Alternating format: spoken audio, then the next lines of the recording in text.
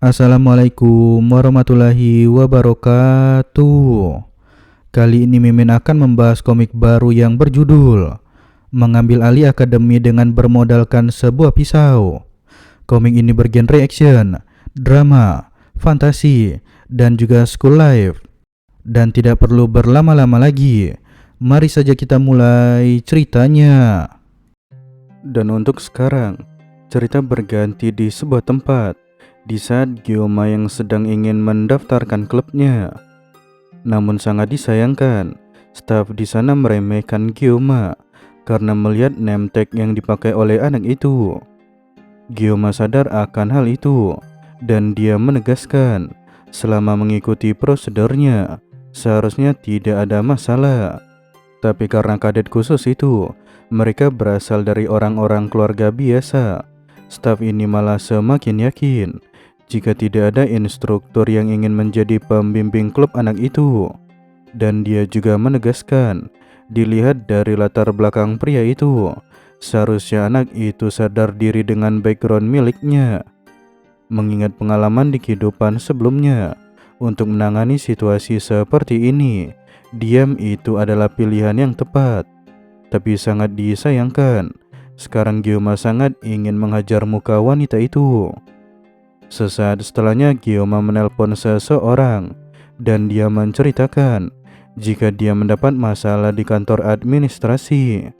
Dan karena hal itulah orang yang ia telepon akan datang ke sana. Tapi wanita itu sangat marah karena dia diajukan oleh seorang murid. Namun Gyoma tidak terlalu memperdulikan hal itu dan dia mengatakan jika mereka akan melanjutkan sesuai peraturan. Dan orang yang dia telepon, dia akan segera tiba di sana. Namun wanita itu jadi semakin marah dan dia bertanya, sebenarnya siapa instruktur pembimbing anak itu sampai berani lancang seperti ini.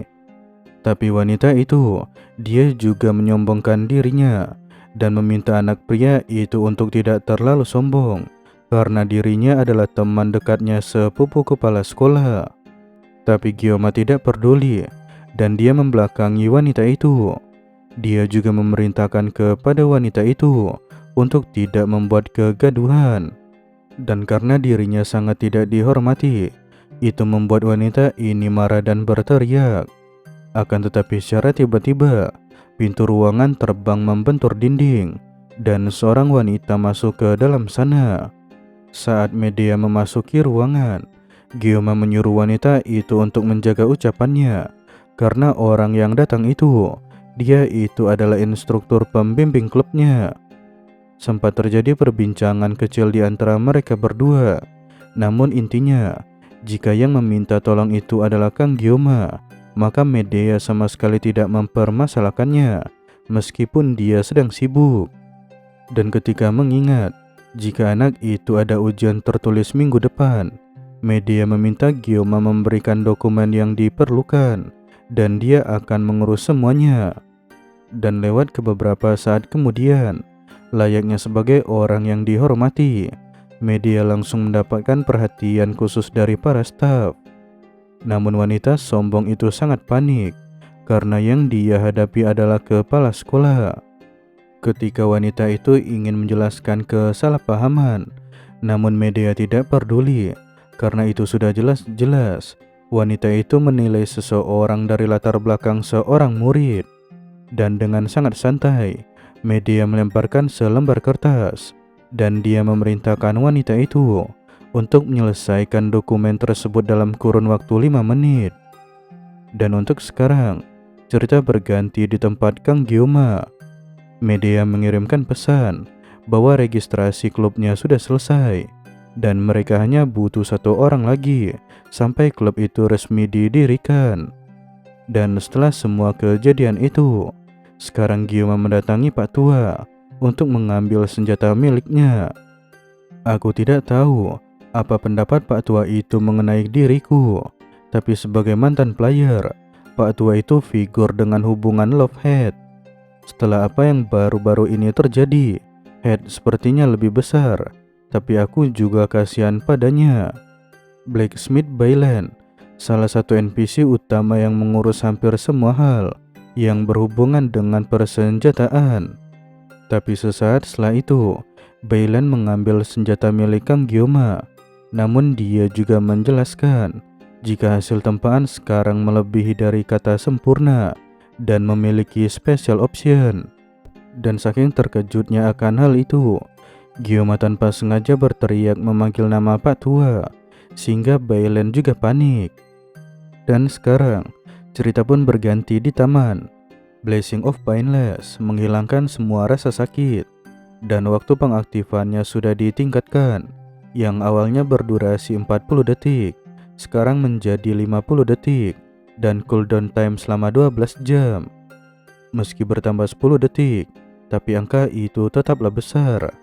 Jika aku berencana untuk menggabungkan ini dengan Blessing of Transfer, sewaktu aku meningkatkan persenjataan, maka ini sudah pasti kemajuan yang luar biasa.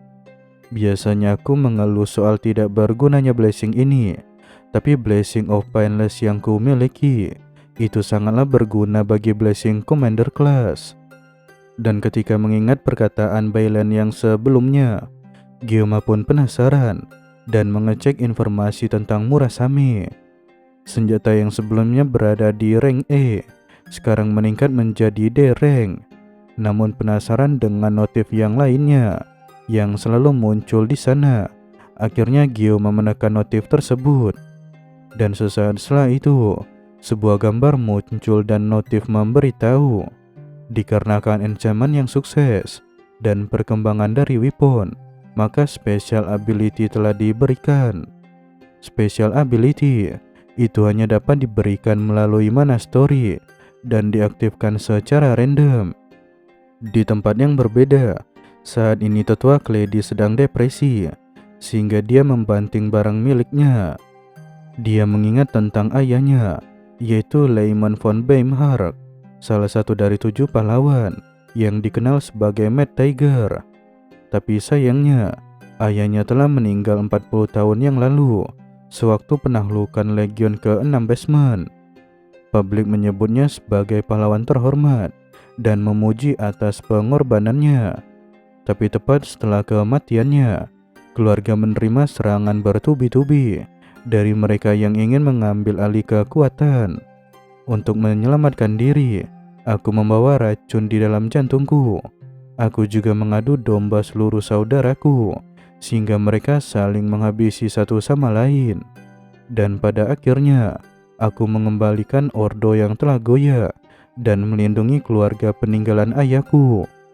Dan setelah itu, aku telah menjadi elder di Akademi Jokwin untuk membimbing umat manusia dan memegang teguh supremasi atas mereka yang terpilih. Aku menerima itu sebagai takdirku. Untuk mengendalikan masa yang apatis, maka musuh publik itu dibutuhkan. Untungnya manusia sudah punya musuh besar, yaitu para demon, dan memungkinkan peraturan kami bisa diterapkan. Tapi variabel selalu datang tanpa diketahui, yaitu Leon van Reinhardt, pahlawan yang dilahirkan dengan kekuatan untuk menghabisi Demon King.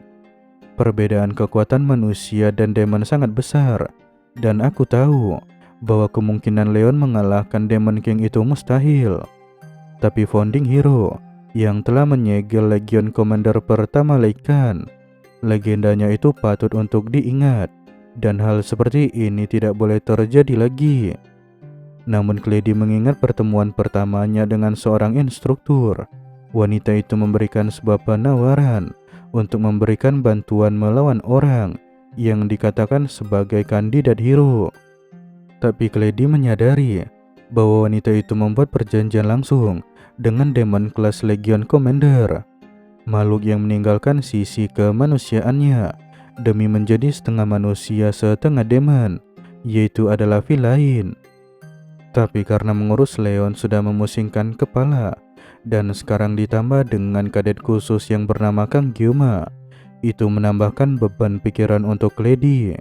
Dan setelah itu, dia memanggil seseorang dan memerintahkannya untuk menggerakkan skuad Undertaker.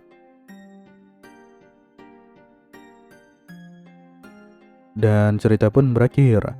Untuk komik Kang Gyoma, kemungkinan akan Mimin update 1 minggu 1 kali jika versi Indonesianya lancar. Dan terima kasih atas perhatian kalian semua. Wassalamualaikum warahmatullahi wabarakatuh.